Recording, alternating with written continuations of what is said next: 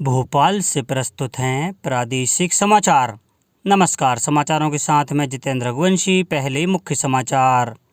प्रदेश में बेहतर हुए हालात, रिकवरी दर 84.73% तक पहुंची।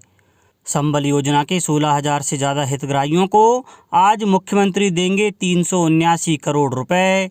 मेडिकल की पढ़ाई कर रहे विद्यार्थी भी देंगे कोरोना महामारी की रोकथाम में सहयोग। सरकार देगी इन्हें बीमा और नौकरी में प्राथमिकता। और मौसम के बदले मिजाज से गर्मी से मिली राहत, कुछ दिन और रहेगा ऐसा ही हाल। अब समाचार विस्तार से। मुख्यमंत्री श्री शिवराज सिंह चौहान ने कहा है कि 18 से 45 वर्ष के व्यक्तियों के निःशुल्क वैक्सीनेशन का कार्य 5 मई से प्रारंभ होगा। वैक्सीनेशन के लिए 5,29,00,000 डोजेज की संभावित आवश्यकता के दृष्टिगत दोनों वैक्सीन निर्माताओं को क्रय आदेश जारी किए गए हैं।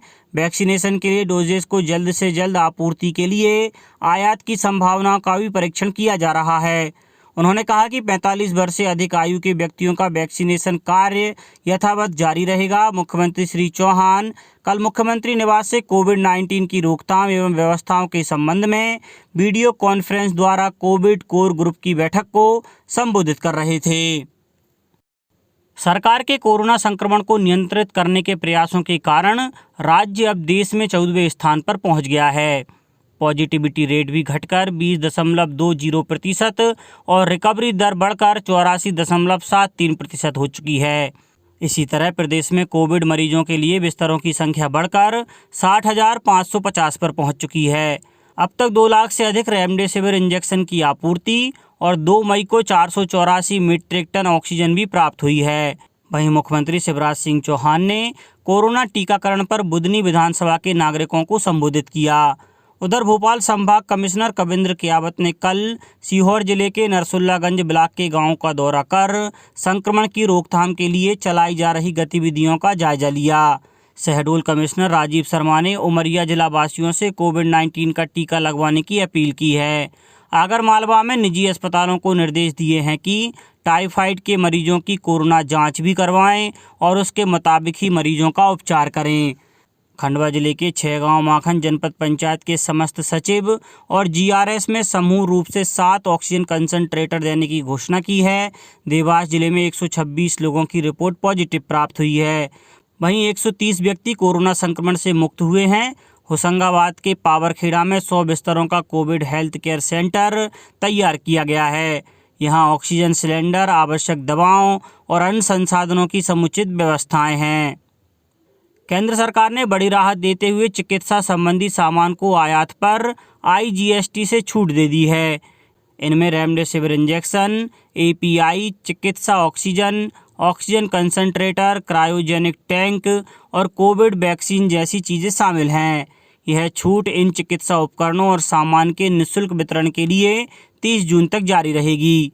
इससे पहले सरकार ने ऐसे चिकित्सा उपकरणों और सामान को आयात शुल्क और स्वास्थ्य उपकर से छूट दी थी।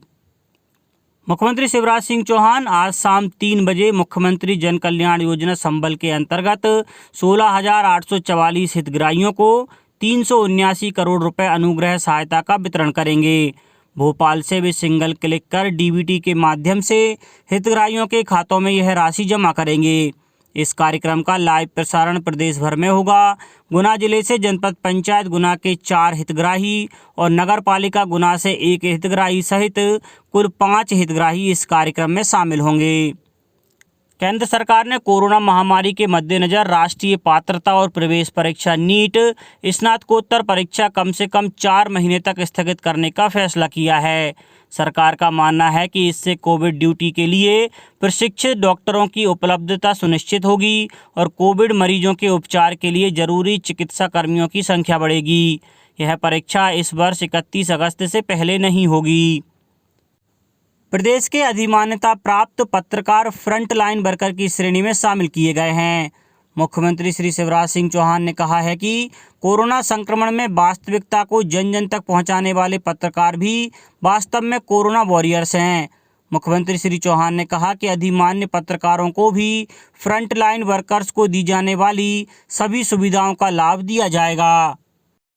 केंद्र सरकार की एजेंसियां न्यूनतम समर्थन मूल्य योजना के आधार पर मध्य प्रदेश सहित कुछ राज्यों से रबी फसलों की लगातार खरीद कर रही हैं। सरकारी एजेंसियां द्वारा चालू रबी फसल की खरीद के दौरान 292 लाख मीट्रिक टन से अधिक गेहूं की खरीद की गई है। पिछले वर्ष की इसी अवधि की तुलना में इस खरीद मौसम में एजेंसियों ने करीब 70% अधिक गेहूं की खरीद की है। इससे लगभग 29 लाख किसानों को लाभ मिला है। प्रधानमंत्री नरेंद्र मोदी ने देश में कोविड स्थिति से उत्पन्न संकट से निपटने के लिए जरूरी मानव संसाधनों की आवश्यकता की कल समीक्षा की। बैठक में वरिष्ठ डॉक्टरों और शिक्षकों के पर्यवेक्षण में मेडिकल इंटर्न को कोविड प्रबंधन कार्य के लिए तैनात करने की अनुमति देने का भी फैसला किया गया। MBBS अंतिम वर्ष के विद्यार्थियों की सेवाओं का उपयोग फोन पर परामर्श और संक्रमण के हल्के लक्षणों वाले मरीजों की निगरानी जैसी सेवाओं के लिए किया जाएगा। अंतिम वर्ष के स्नातकोत्तर विद्यार्थियों की सेवाओं का उपयोग रेजिडेंट के रूप में पहले की तरह जारी रखा जा सकता है। इसी तरह BSc जनरल नर्सिंग और मिडवाइफरी नर्सों की सेवाएं ली जा सकती हैं। कोविड प्रबंधन में सेवाएं उपलब्ध करा रहे व्यक्तियों को कम से कम 100 दिन की कोविड ड्यूटी पूरी करने के बाद आगामी नियमित सरकारी भर्ती में प्राथमिकता दी जाएगी। इनको सरकारी बीमा योजना की सुविधा दी जाएगी। ऐसे सभी प्रोफेशनल को 100 दिन की कोविड ड्यूटी पूरी करने के बाद प्रधानमंत्री का विशिष्ट कोविड राष्ट्रीय सेवा सम्मान दिया जाएगा। नगरीय विकास एवं आवास मंत्री श्री भूपेंद्र सिंह ने कहा है कि नगरीय क्षेत्रों में वर्षा के कारण जलभराव या बाढ़ जैसी स्थितियों को रोकने एवं वर्षा ऋतु में नगर की सेवाओं व्यवस्थाओं को सुचारू रूप से बनाए रखने का दायित्व नगरीय निकायों का है। इसी तारतम्य में आगामी वर्षा ऋतु के संबंध में सभी नगरीय क्षेत्रों के अंतर्गत विभिन्न तैयारियां आवश्यक हैं, ताकि वर्षा ऋतु के दौरान नगरीय क्षेत्र में किसी प्रकार की आपदा की स्थिति निर्मित ना हो और नागरिकों को परेशानी ना हो। श्री सिंह ने संबंधित अधिकारियों को निर्देशित किया है कि नगरीय क्षेत्र में नाले, स्टॉर्म वाटर ड्रेन एवं सीवरेज प्रणाली की साफ सफाई सुनिश्चित करें, ताकि वर्षा काल में निचले क्षेत्रों में स्थानीय जल प्लावन या गंदे पानी के भराव की समस्या निर्मित ना हो। विभिन्न स्थलों पर एकत्रित जल में कीटनाशक एवं रसायनों का छिड़काव सुनिश्चित किया जाए। अतिवृष्टि के कारण उत्पन्न हुई गंदगी के कारण संक्रामक रोगों को फैलने की संभावना रहती है।